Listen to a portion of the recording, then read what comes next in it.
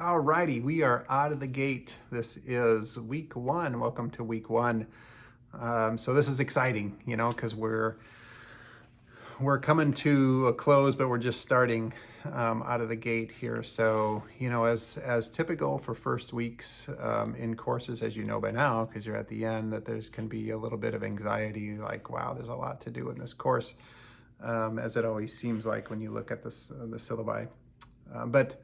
But I hope that the course moves forward at a pace that seems reasonable. It always seems reasonable to me, but I'm not a very good judge of that because I'm not on the other end of the camera here.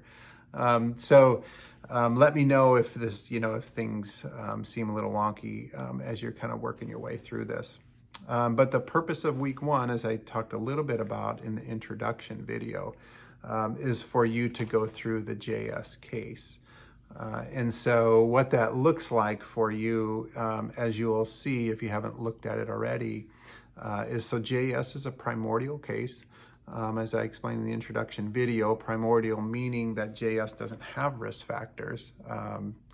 But that doesn't mean that there aren't interventions that shouldn't be worked on so that we can prevent risk factors from developing. So, there's not overweight or obesity, there's no blood pressure, cholesterol, diabetes, anxiety, depression. Doesn't seem like that stuff is occurring or measurable at the moment, but could be brewing, right? So there might be some things that we want to work on with JS so that those things stay in check for as long as possible anyway. So there's always that way of working through a case or working with an individual so that keeping the healthy people healthy is a good strategy. And in fact, you may be interested to know that is the primary strategy for most employee health programs, is that they can save a great deal of money if they keep their healthy people healthy. Because it doesn't cost very much to do that. If you're healthy people, which are, some employers have, even a younger crowd population than others. Some have an older population. Ours, at universities tend to be a little older population. So you inherently have, more risk there. But still, even at a university setting or, employee health settings like ours, if you can keep the healthy people healthy from a money side, the ROI, the return on investment, always works out. But the difficult part there, as you might guess, is that healthy people sometimes don't feel like they need to necessarily work on their health because nothing is wrong. We are kind of in a fix-it mindset all the time. So I'll fix it once it's broken. Once I have a risk factor, then I'll start doing something about it, is sometimes a mindset for folks. So sometimes it's hard to get people engaged, and so then there's incentives that are needed to get people to do more movement and to eat a little better and to get a little more sleep or to have some social, to pay attention to social interactions and how much time you're spending on social media and those types of things that we know can improve health.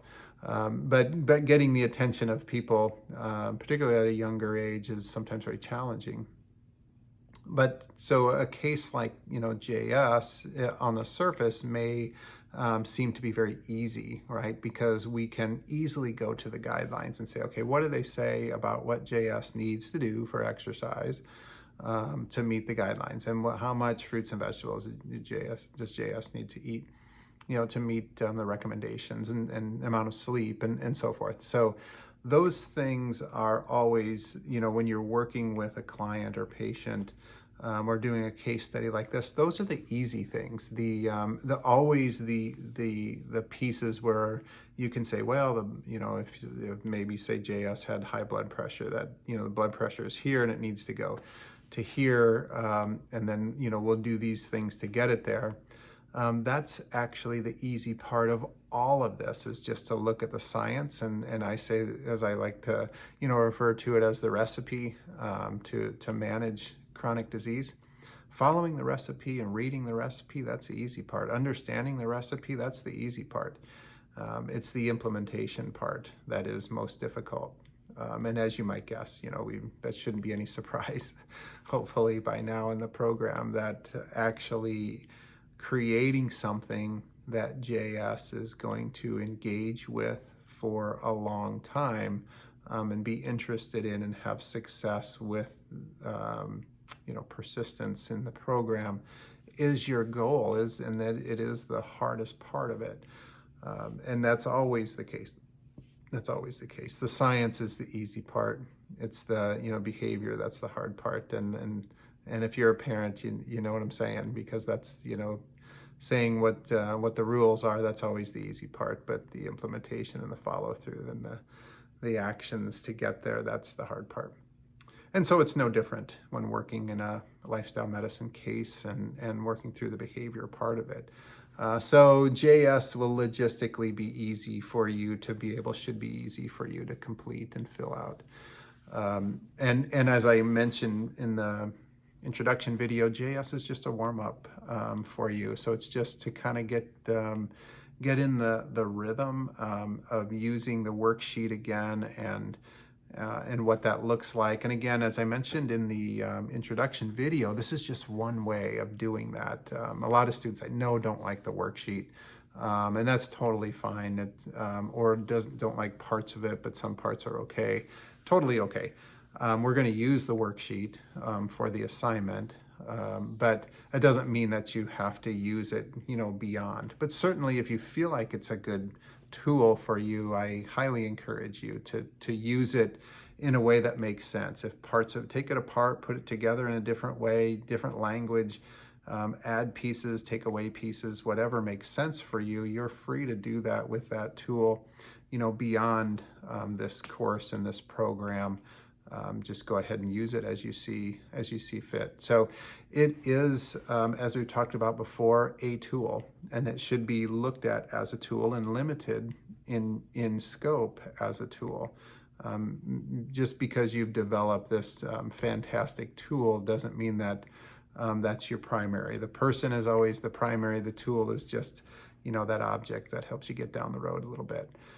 So as many tools as you can put in your toolbox to help individuals move down the road, that's the objective there. So if it works, great. If it doesn't, that's also great too. And feel free to modify after the course. We're gonna use this tool as is for this particular assignment, just because it keeps things more uniform for me in grading and for you in knowing your roadmap. And so for this assignment in JS, we'll use those, what you've got available to you there as far as tools and lifestyle medicine tools and the worksheet there to fill out.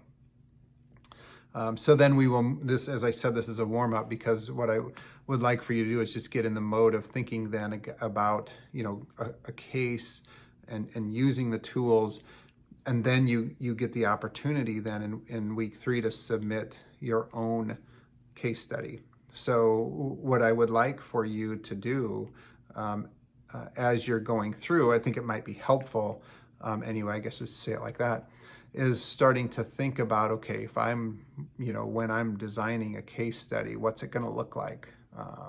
So I've got some guidelines for you. There's some parameters that you'll get to follow there in week 3 when you do that exercise. But thinking about it ahead of time might be helpful. And here's a little hint as all of these. So I don't have it in front of me now, but we have a case study workbook that I did years ago. And you may not have had an opportunity to work through it too much in this program, but there are about a dozen or so comprehensive cases in the workbook. And as I was writing those cases, I was doing it with students. It was when I was teaching in pharmacy at the time, and it was a fantastic exercise for us to go through together as a learning piece to understanding lifestyle medicine and how they fit with chronic disease and how they fit with the factors that affect people's lives and the things that get in the way, and thinking of a scenario But here's the little piece that might be of help to you. Almost every time that I developed a case, or when I gave a student the assignment to develop a case, I thought of, or I encouraged a student to think of someone in their life that they could use as a starting point. And so that is most of the cases that that made it into the workbook are actual, at least they started out as the framework as real people, someone in our life that we knew. And so we could go off of their lifestyle and use some of their real scenario to fill out the case. And then we embellish in certain areas and, that kind of thing. But we started with a framework there. So as you start thinking about this for week 3, when you design your own case, you might want to consider someone that who might fit the parameters, at least initially anyway, to give you a jump start for the background information. And so that's what the main assignment is for week 1, aside from the discussion posts. And as I'd mentioned in the intro video, these are your initial post is a 3 to 5 minute video, and then your follow-up posts are written. And so for week 1, here is the question that I'd like for you to respond to for week 1. Given all that you have learned throughout the Master of Science in Integrative Health and Wellness program, what questions and/or topics would you like to discuss with your classmates and instructor before the end of this capstone course? Is there something that you want to spend some more time on, that you feel like you want to at least, maybe something that was really intriguing to you and you want to bring it back and talk about it again, or something that maybe you felt like we didn't cover in great enough depth and you want to bring it back again and talk about it. This is an opportunity to do that. And so hopefully, those discussions can happen within the discussion board, which would be ideal too. But I record those and I keep track of those so that I can bring those up at our optional Zoom sessions too. So the first couple of Zoom sessions I use as a little platform to address some of those topics at least as best as I can and have a discussion about those. I always feel like that's a good thing to have for this course as we're wrapping up. What is something that you want to spend more time on, you maybe found really intriguing and wanted to learn more about, and you had a particular question? This is the opportunity for you to bring it forward. So that's our discussion question for week 1. Okay, so I think that's enough for this video. Again, if you have questions about filling out the case study for JS, just shoot me a question about it and I'll try to respond as quickly as possible. All right, good luck with those. I can't wait to read what you have. I always feel like it's fun reading through those case studies. And as you know, I guess one parting shot here with this, as a reminder anyway, that for most of the questions, there's not an exact right answer. It's not like 1 + 2 = 3 for these kinds of questions. There is absolutely a gray area and a nuance to working with people to help them get to where they need to be. And certainly one person's plan with a patient or client will maybe not be the same as another person, but both are trying to meet the same end, and that is absolutely okay. So what I will be looking for is your thoroughness, your creativity, your thoughtfulness, your completeness, and not necessarily looking for exact pieces I'm not looking for how Tom Lenz would fill out the case. I'm looking for how you would fill out the case in the most complete and thorough and creative way possible. Okay, so that's what I'm looking for to grade these things. So use that as hopefully some type of guidance. I know for some people they like things more black and white than that, and as you know by now, I don't particularly care for that because I don't think it's all that helpful. in our real scenario. So I don't want to have the black and white. I want you to be able to work within the gray. Maybe you can become masters of the gray, as I used to say our kids were when they were teenagers, at least our girls anyway, and they used to be able to find all the manipulative ways of getting around rules. And so they work the gray area like crazy. So I always said they're masters of the gray. So maybe in a different context, you can be masters of the gray in nuancing the latitude that you get when working with a client, and certainly in a case study like this.